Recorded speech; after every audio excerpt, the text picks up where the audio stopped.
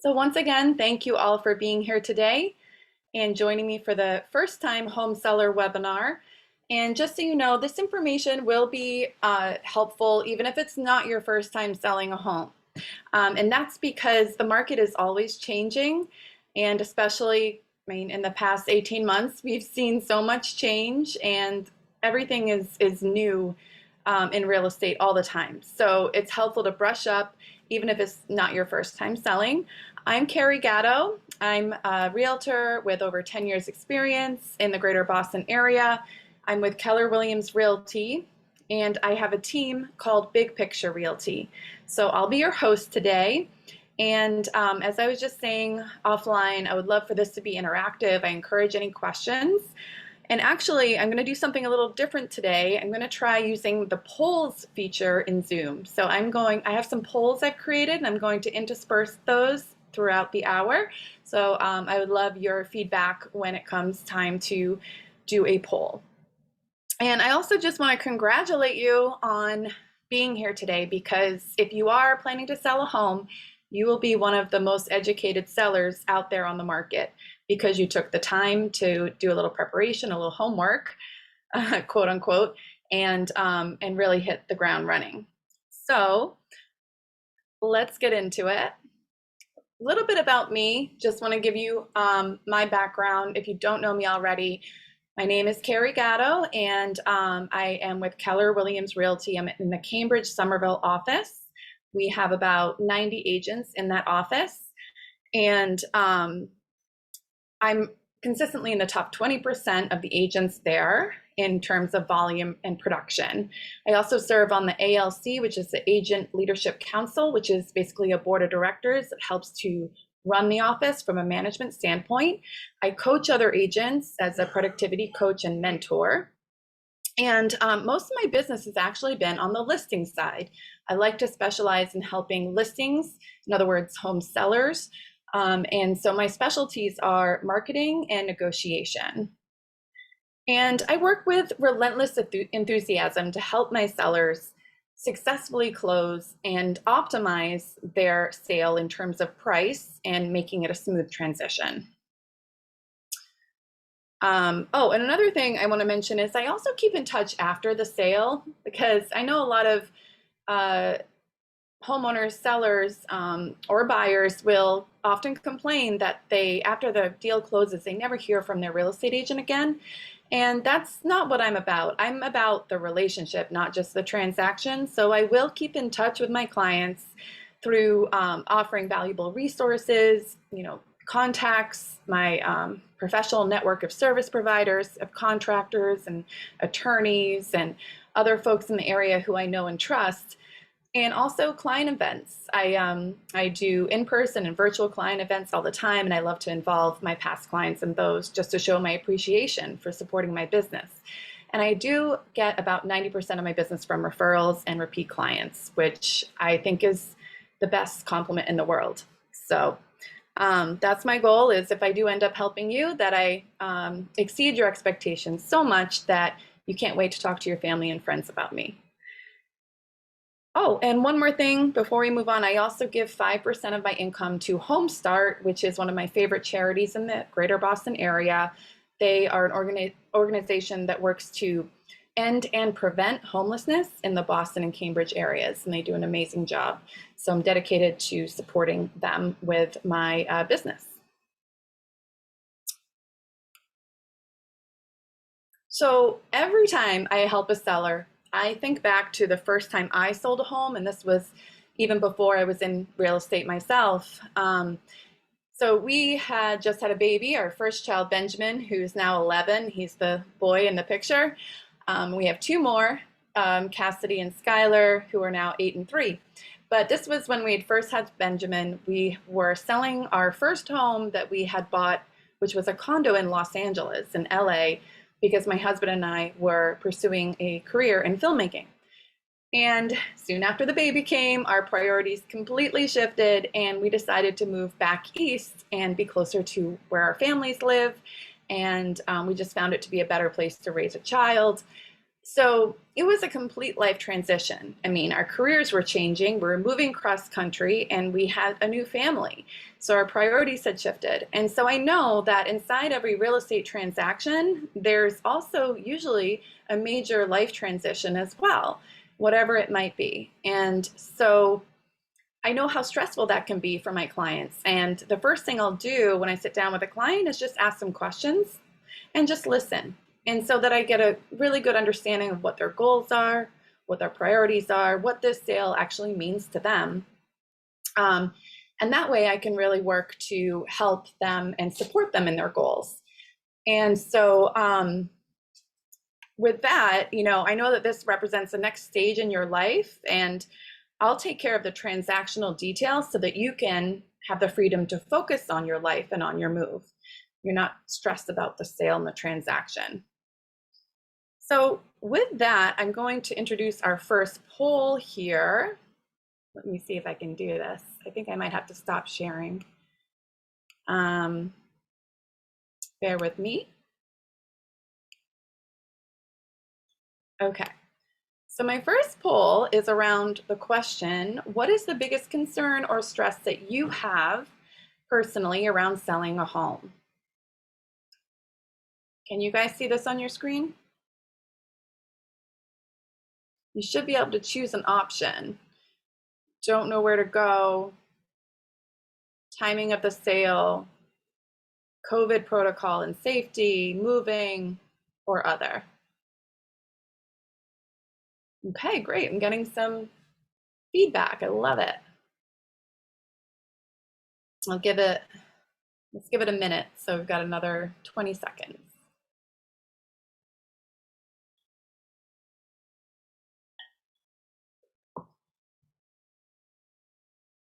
Great. Okay, everyone's answered 100%. Awesome. Thank you guys. I'll end the poll. And it looks like I can share the results. So we're all over the board. So we've got one doesn't know where to go, one says the timing of the sale, one says moving, and we've got two that said other. So I'd be curious to know what the other reasons are. If you would share in the chat box, that would be great. And it's interesting, no one said COVID protocol and safety. I mean, that's great. That's a good sign that that is not so much of a concern anymore. So thank you guys for sharing. And yes, those concerns come up a lot, and I can totally relate, and I can speak to those today in the webinar. So let's go back and I'll share my screen again.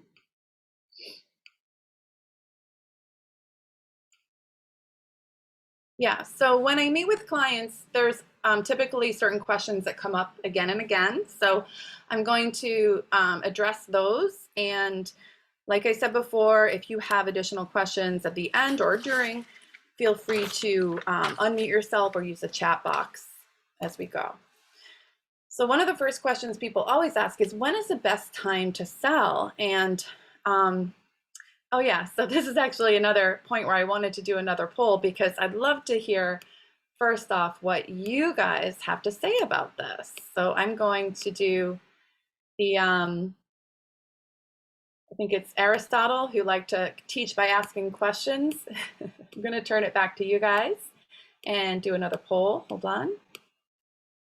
Timing the market.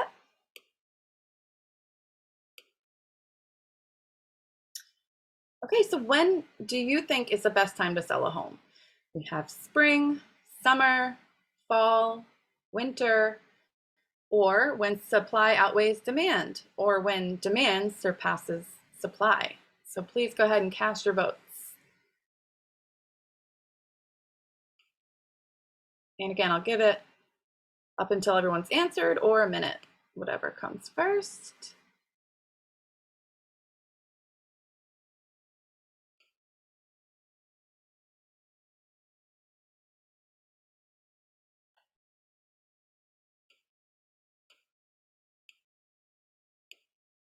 Awesome, awesome. Okay, 5 out of 5 have answered. I think that might be everyone. Perfect, okay. Thank you guys for voting. I really appreciate it. It's so nice to hear what's on your mind. And the results say, I feel like I'm on Family Feud.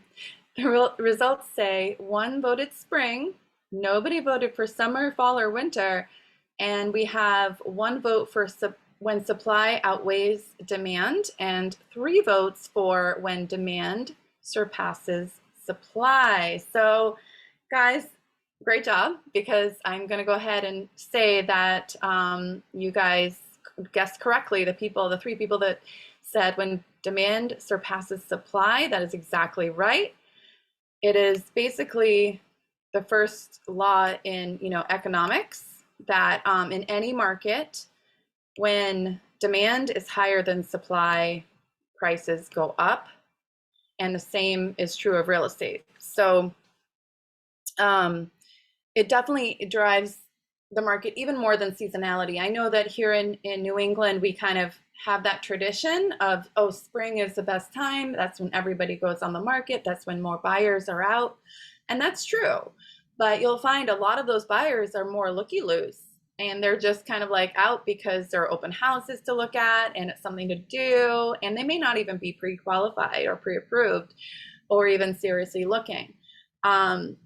So, like, for example, when I sold my first home, it was back in 2010, and we listed it in the spring, naturally, right? Well, it was 2010, so the market was in the toilet, and the supply far outweighed the demand because there were so many foreclosures on the market at that time, unfortunately, because after the crash and that whole mess happened, people were underwater on their homes and on their mortgages, and couldn't afford to keep their home or make their payments. Therefore, we had the crisis, the crash, the foreclosures on the market. So the prices were down and there weren't enough buyers buying to absorb the inventory. That's why we initially couldn't sell our home. And we had to make a price reduction. I think we might have made a couple actually over the course of the summer. And then eventually around this time, it was in the fall, we got a buyer. We also did some staging and things like that to make it more appealing. We got a buyer, we closed around November. But, then I got my license in 2000, the end of that year, and started selling in the next year, 2011. Same thing, the market was absolutely terrible. We would have listings, but they would sit on the market for months, even though the prices were discounted because there weren't enough buyers. And so the supply outweighed the demand.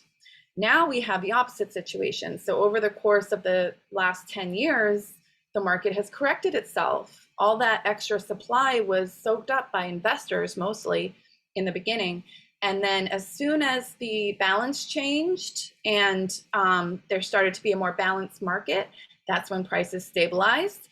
And then as demand grew, because buyers started to see, oh, prices are rising, the market's back, it's bounced back, and the supply was now absorbed and at a more normal level, then the whole market shifted. And as we've seen, the appreciation rate went through the roof, and we've had an uptick in the market for the past 8 years or so. Usually market cycles last about 10 years. So we're already kind of past the point where we should have been on the downside, but interest rates are so good right now that there's still so much buying demand. Yeah, so thank goodness things are a lot different now in today's market than they were when I started and when I sold that first home. But basically, if you're a seller and you want to be in a power position, sell when supply is low and demand is high. And right now that is the case. That is definitely the case. And even if you were going to sell in the winter, there might be less buyers shopping and looking around, kicking tires. But any buyer that's out in the winter, they're a serious buyer. They're not just doing it for fun as a hobby on the weekends. They're out there for a reason. They're motivated.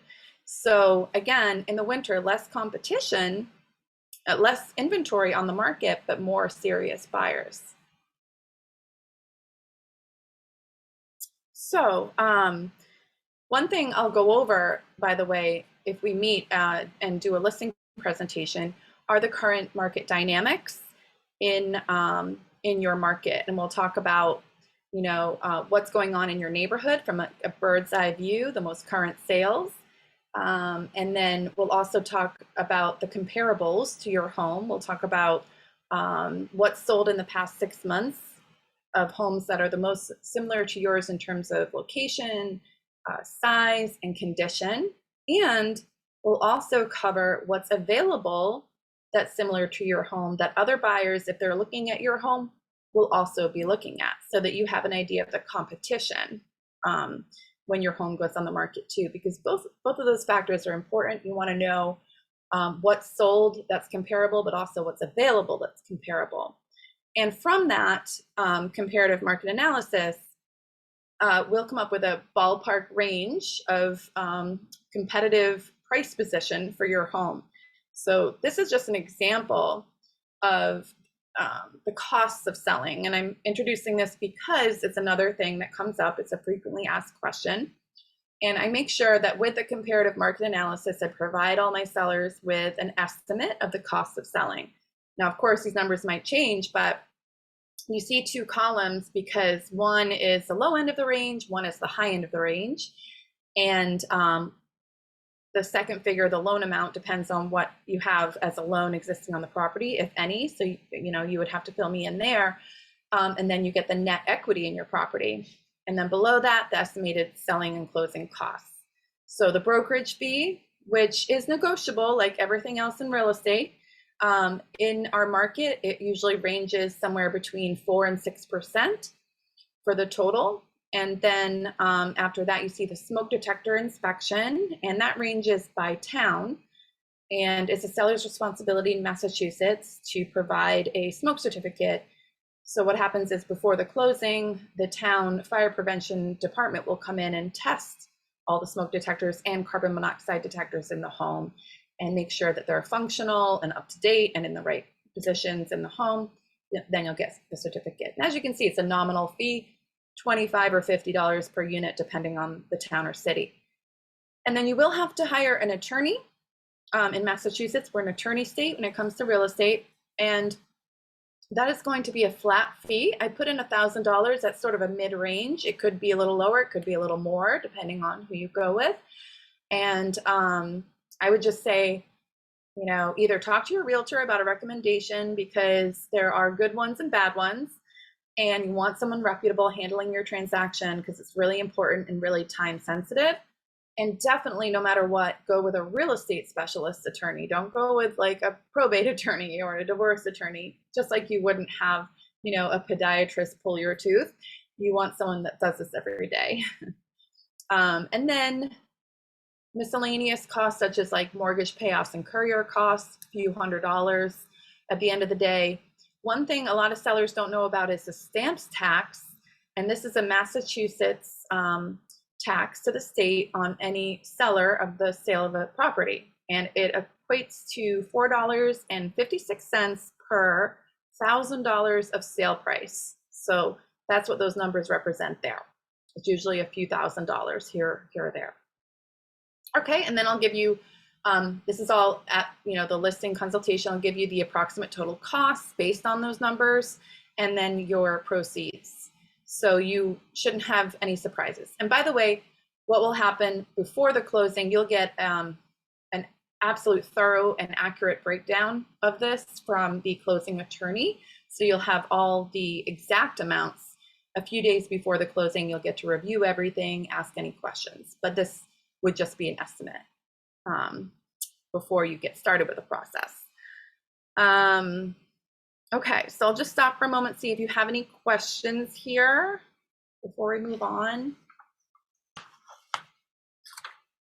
I know, I saw a question or comment, sorry, from Albert here in the chat box. And he was saying that his goal is to own rental property, which is awesome.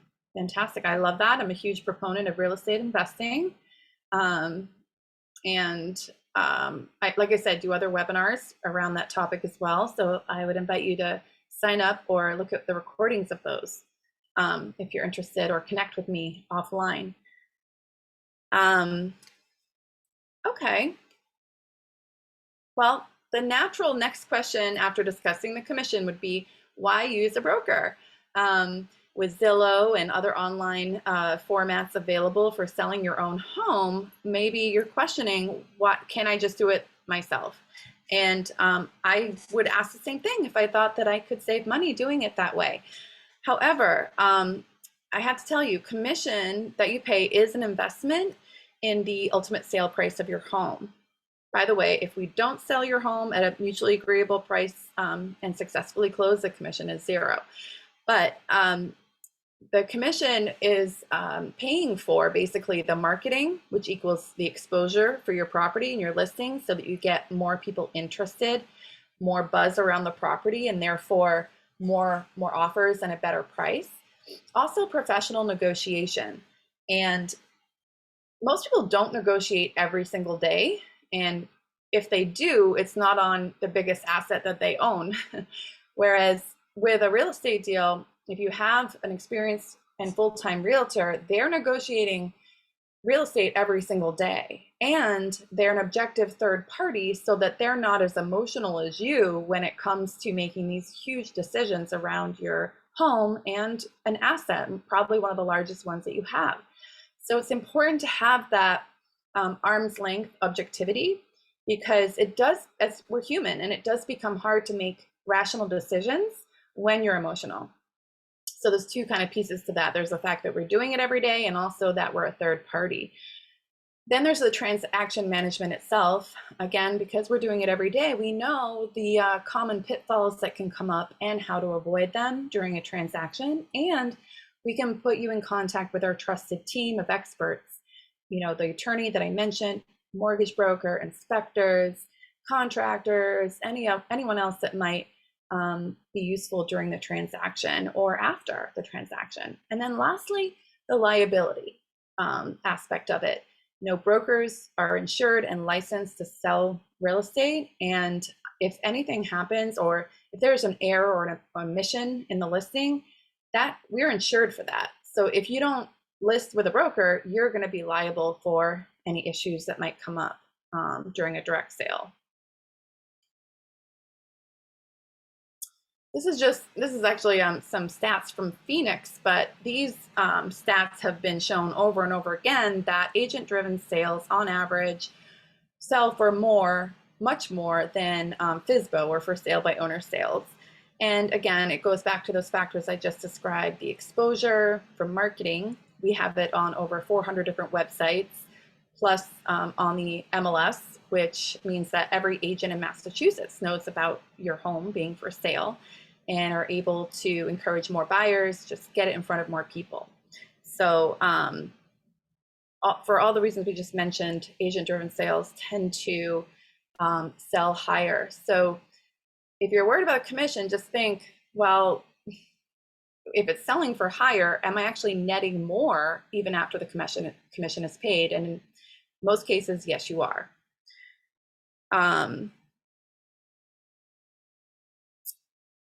Yeah, so we also handle the entire transaction from tip to tail, like I said, so you can focus on your own life without any surprises, and you avoid potential liability. I know some buyers that I've worked with actually won't look at for sale by owners because they don't trust it. You know, it's like they'd rather go through the insured licensed brokerage route. In fact, in our business, we say there are 4 types of buyers. There are the buyers that are serious and in a hurry, and that would include like relocation buyers, or people who've just sold a home and they need to find something else fast. And they always use an agent because they're in a hurry and they're serious. And then there's the buyers that are serious but not in a hurry, and that would include people like first-time buyers. So they may be in a lease situation where they're not necessarily in an urgent need, but they're definitely serious and they want to make it happen, but they're learning along the way. So they need an agent to hold their hand. Again, so they're going to go the agent route. And then you have the investor buyer, and they're looking for a property for pennies on the dollar. They probably won't use an agent because they're looking to save money, and they'll try to go direct to owner, but they'll try to undercut the price because that's the whole reason they're going that route. They need to make a profit. And then you have the fourth type of buyer, which aren't really a buyer at all. They're just a looky-loos, and they're out kicking tires and wasting your time. So it's important to know and differentiate between those types of buyers. And that's something that as a listing agent, I help with.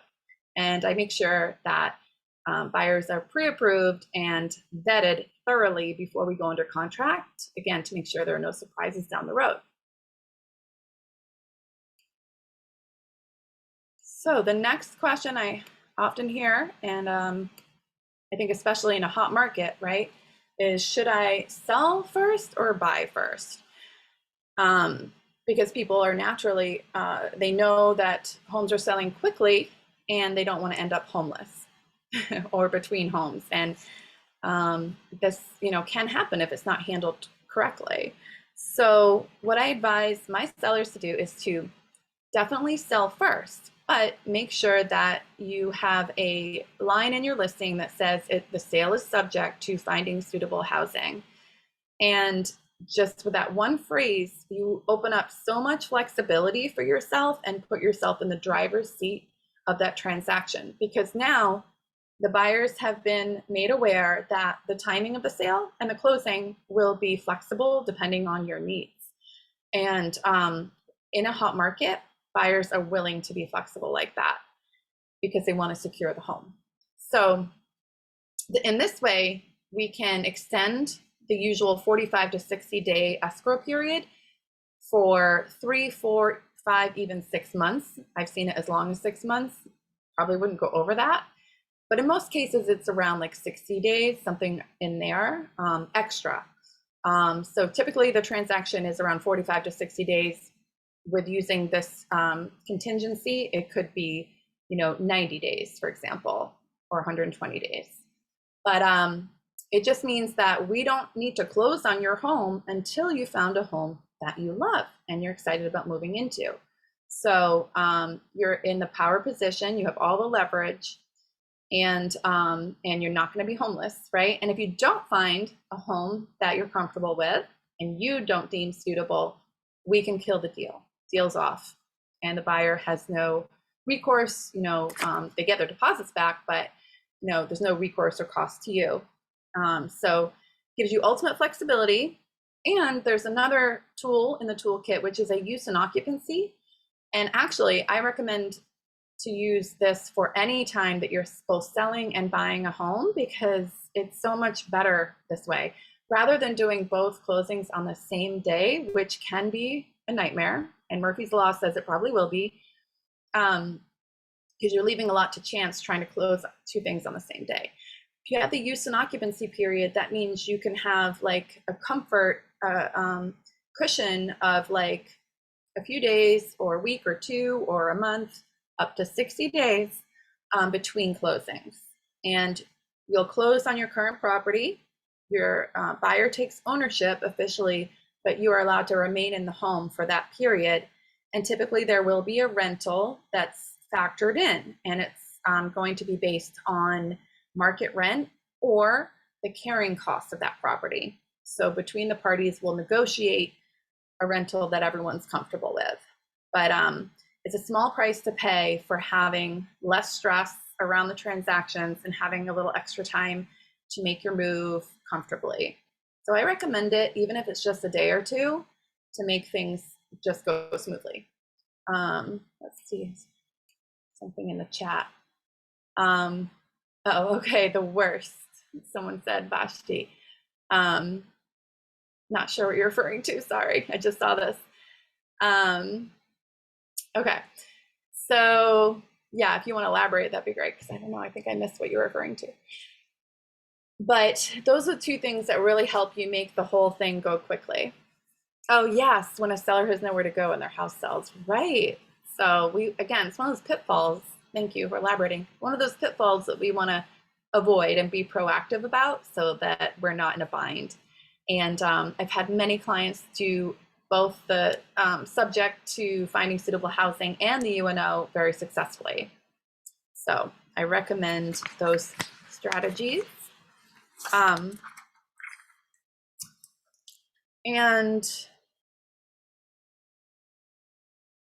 Um,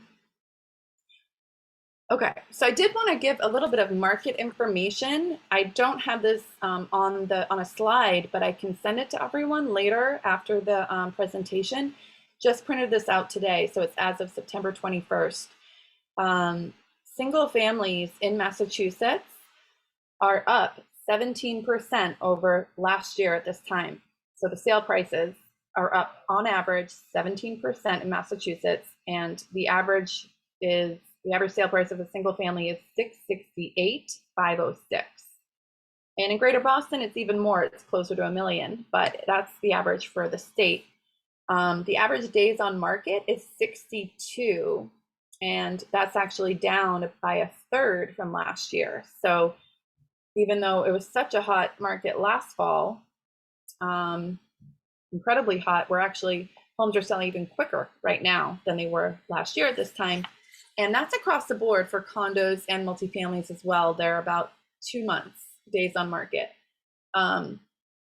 which you might think that actually sounds like a long time, because I know everyone's hearing the stories of homes selling in one day or one weekend, but that's not the case every time. So a home does have to be priced competitively for that to happen. And even even right now, the average is 2 months in a hot market. But the general rule of thumb is that anything less than 6 months is considered a seller's market. Anything less than or anything more than 6 months is considered a buyer's market. Just going to stop sharing for a moment. And then for condos, if anyone here is considering selling a condo, the average sale price is $596, and that's up 12% from this time last year. So also very good appreciation. Keep in mind the average appreciation rate is about 5% per year. That's a healthy appreciation rate. So we're more than double that. And then for multifamilies, the average sale price in Massachusetts is $643, and that is up just over 9% from last year. So not as much rapid appreciation in the multifamily market, but still very, very good. And again, average days on market is around 60, so 2 months. So very fast-paced market. Prices are higher than they've ever been, and that's again due to the interest rates in most part, and the fact that there's such low inventory across the board. So I have another poll for you guys, and this one is about when to meet with an agent. I would love to hear what your opinion is on when is the right time to meet with an agent about selling your home. So please let me know here. The options are 2 years before planned sale, 1 year before sale, 6 months before, 3 months before, 1 month before, and the week before.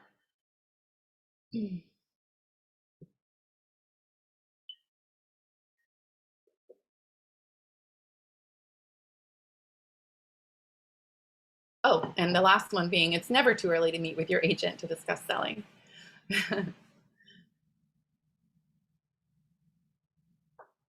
Okay, the answers are coming in. I think we've got everyone, so thank you guys. I'll share the results. All right, so we have 1 vote for 2 years before the planned sale, and then 4 for it's never too early to meet with your agent to discuss selling. Oh my gosh, I love you guys. I love it. Yeah, no, it's so true that it really never is too early, because there are things that you can do in advance to prepare for your sale and make sure that it's as successful as possible, right? Because when it comes to putting your home on the market, time is of the essence, and things become very intense very quickly. So it's good to take as much time as you might need leading up to that point to get ready for that and be emotionally and physically prepared to do your sale and handle the move and everything that goes with it. So as I mentioned before, the expected time frame for actively being under agreement is 45 to 60 days. And Most of that time is due to the fact that the buyer is getting a mortgage. So 3 to 4 weeks of that time is taken up with the buyer's financing application and their loan being processed and underwritten and all that good stuff. So that's why the time frame exists there. And of course, there's a couple weeks for getting the contracts finalized. That's where your attorneys come in, and then just preparing for closing. So 45 to 60 days for the actual escrow period. But then, as I've shown in this little diagram here, there's a preparation phase. If you come to me and say, I want to list my home tomorrow, I could make it happen, but it's much better to have a little time on your side just in case you do want to do touch-ups. I can come through, I can give you some advice on sprucing up the home to appeal to more buyers and to come across better in the photos for the marketing. Because if you think about it, buyers these days are online. That's where they're going to initially see your home. So you really have to impress them in that tiny little square on their computer. You have to make it pop and motivate them to come down in person. So having a walk through the home, 10-15 minutes could really pay dividends. And there might just be like small little things you could do to make it pop. Also, I mentioned in here my Found Equity program, and that's what that refers to is I offer my sellers the opportunity that if they do want to do small upgrades in their home, I can actually help them with the cost. I can front the cost for them, and then it'll be paid out of the proceeds at the closing table, so they don't even have to go out of pocket. And those will always be for improvements that have a good bang for the buck, as they say. So you'll have a good return on the investment. So talk to me about that if you're interested. And then also I'll schedule professional photography at this point. We'll get that on the calendar and perhaps a tentative listing date so we have something to shoot for. And then next, I'll get the photos back. I'll also get floor plans and a virtual tour, and draft up the listing and any disclosures that we need. For example, a lead paint disclosure for any property older than 1978. I like to do a seller's disclosure, which is a 3-page informational sheet that just tells the buyer, to the seller's knowledge, anything that might be going on with the house that they should know. Okay, so put together all of that into a listing package, and I'll send it over to you, the seller, so you can review everything, and I'll ask for your input on the description, because after all, you know your home best, and I want to know what you love about it and what you'll miss about it, because I want that kind of thing in the description. That's what's going to entice our buyers. So I'll ask for your input. Once it's finalized, we'll fine tune everything. We'll probably install a lockbox and of course put up a for sale sign and decide on the showing strategy. So usually that's an open house for the first showing, but it can all depend on you, your comfort level, and what's going on in the market, what's working right now. It can literally be different weekend to weekend. So we'll discuss that and decide on something that works for you. And then it goes to active marketing. So we'll be on the multiple listing service and 400 other websites, or more than that actually. I'll send out an alert to all agents to have a buyer match for your home. I also do targeted social media campaigns around the home, and I talk to the neighbors. I do campaigns in the neighborhood to share the listing as well. Such as, a lot of times neighbors will have relatives or friends that want to move closer, and they're keeping an eye out for anything that comes on the market. So I might share the virtual tour with them, or otherwise engage them and help leverage them to help find their new neighbor. Then when we get an offer, we'll review all the terms. As I mentioned before, I thoroughly vet any buyers that want to buy your home. And before you accept anything, I talk to their mortgage broker, their lender, and determine whether or not they're actually qualified to close on the home so that we avoid surprises down the road.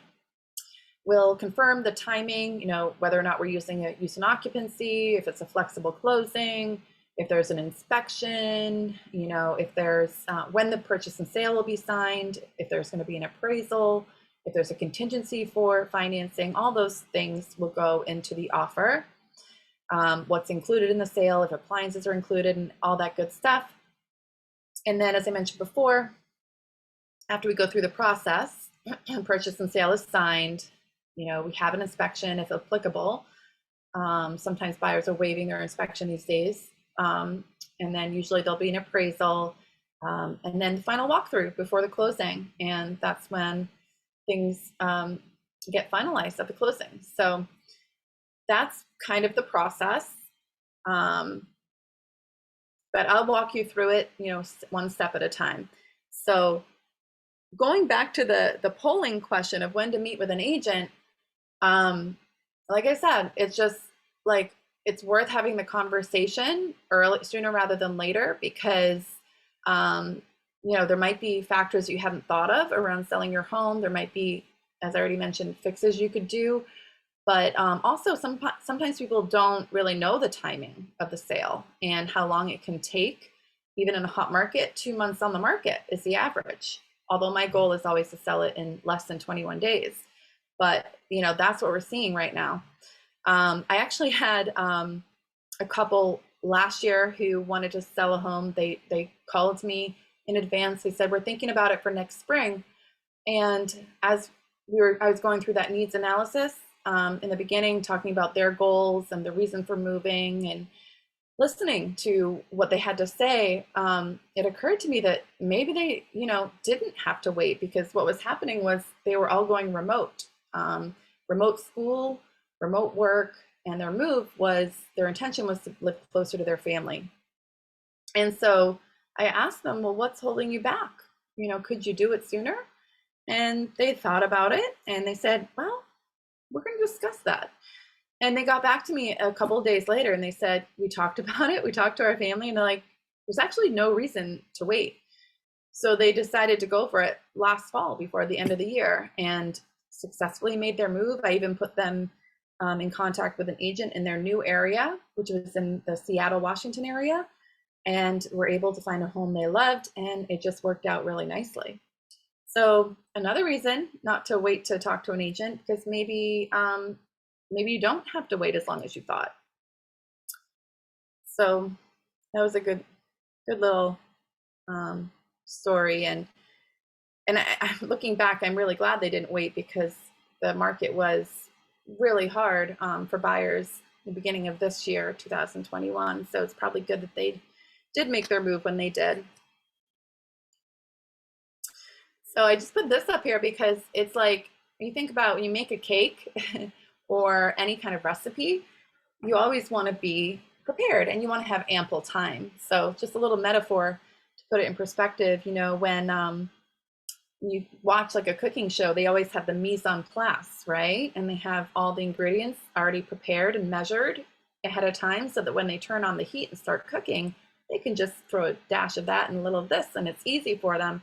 Well, the same thing goes to real estate. So not to belabor the point, but always good to be prepared. My husband's a personal chef, so I'm very familiar with mise en place. He taught me all about it. So I have another poll for you. This is so much fun. I love this. When was the last time you had a home value checkup? Okay, so if you're a homeowner, maybe you checked it last night on Zillow, because that's so easy, right?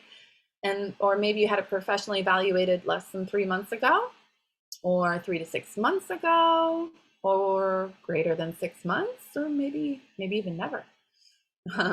So yeah, let me know, cast your votes, just out of curiosity.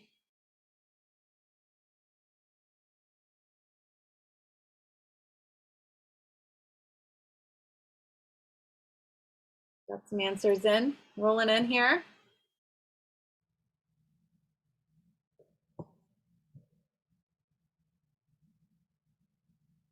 Great, awesome. Okay, so it looks like one person was on Zillow last night.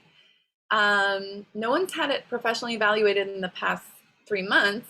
We've got one person who had it evaluated 3 to 6 months ago, and 3 people had it evaluated more than 6 months ago. Oh, forgot to share. Okay, there we go. So thanks for the feedback. That's really interesting. I know, I love to hop on Zillow and see my Zestimate as well, but those numbers are like 50% of the time more than 15% inaccurate, just so you know. So it's not a bad thing to check it out, but if you're starting to really think about selling your home or even refinance, I would definitely get in touch with either a realtor or an appraiser. Realtors will do it for free, and appraisers charge you. But it's a good idea to get the professional analysis because, of course, Zillow and Zestimates are based on algorithms. They've never been in your home, and they might not know, well, they definitely don't know the nuances of each neighborhood. You know, sometimes in certain neighborhoods, one street over can make a big difference in value. They don't know what improvements you've done and all that stuff. So that's why they're often pretty inaccurate. And that's another reason, again, to just have that first appointment because, you know, as I just shared the market stats, you may not know how much your home is worth because they have changed so dramatically in the past year. So with that, what is the biggest mistake sellers make? I don't have a poll for this one, but if you'd like to guess, you can use the chat box.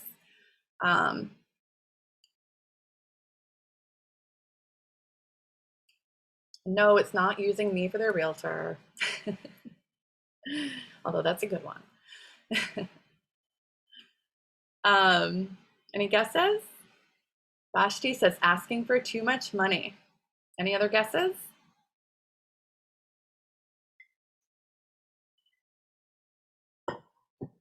Vashti, you're too good. You got it right.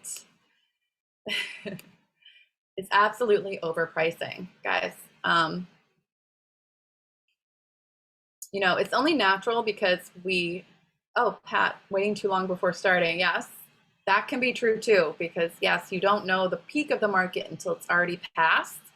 So yeah, I think that is also valid. But I do think that the number one thing people tend to do, because we're all human again, right? And we live in our homes and we love our homes, we tend to overvalue them, you know, and agents can do it for their own homes as well. And we want the most money that we can get. So we think our homes are the best and we tend to overprice. Now, the reason that's a big mistake is that you only get that one chance to make a first impression, and your price is the number one marketing tool that you have. So if you overprice your home, you are going to actually push away buyers that would otherwise be interested in your home. So it's just a really bad idea because you're going to decrease your buyer pool substantially. And some of those buyers will never see your listing. And if your listing doesn't sell right away, the second question people ask after, you know, what's the price? How long has it been on the market?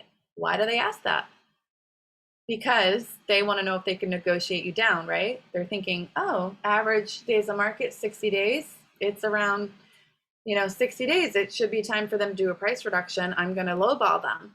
So your listing is only fresh and exciting for the first week or two on the market. After that, it quickly becomes stale, especially in a hot seller's market like we're in right now. And people wonder what's wrong with it. And they start to think that either they don't want to see it, or secondly, bye Vashti, thank you so much. Or secondly, they want to negotiate the price down. So you lose so much of your leverage as a seller at that stage. You want to be the fresh, exciting, competitive market that everyone wants to see, and that buyers are clamoring to make an offer on, and will even compete against one another to win the bidding war. So that puts you in the power position as a seller. That's why overpricing is a killer. So make sure that you do get a professional home evaluation and you know exactly how to position your home on the market. So that's pretty much what I have for you today. I just want to leave you with these takeaways here of the important aspects of listing your home. So again, research-driven analysis. You want to choose a pricing strategy based on data. a market analysis, and a thorough understanding of the market. And I really encourage you to be a partner in this. You don't want to just kind of blindly take someone's advice. You want to make sure you understand so that when you're reviewing offers and making a decision to actually go under contract, that you understand why, and you're not thinking, oh, maybe I should have gotten more, or don't start to second guess your decisions. Quality marketing materials, because proper presentation is very valuable, and you want to make sure your home is shown in its absolute best light online and in person. So make sure that the professional photography, the floor plans, everything is very good quality, and that will just mean more money in your pocket. And hire an agent who cares about your goals and always puts the relationship before the transaction, because this truly is a business partnership, and the agent is your trusted advisor. You know, your home is special to you, but it's not only a home, it's also one of your biggest assets. So this is truly a business partnership. And then transparency and communication are super key in any working business relationship. Make sure you understand the costs and the entire process before you get started, and then every step along the way. And I have here a testimonial from some clients who recently sold and bought another home. They happen to be downsizing, and there are lots of other testimonials on my website and on Zillow as well. So with all that, I just want to thank you again for spending the time with me today. I hope it was helpful, and I am here. I'm going to plan to hang out for a little bit. If anyone has any additional questions, comments, concerns, we can chat now, or we can, schedule a time to chat at a later date. So feel free to speak now, or we can get it, we can schedule a time. Any questions, guys? I love talking real estate. It's my favorite thing. So happy to chat with you guys. I will stop the recording at this point though.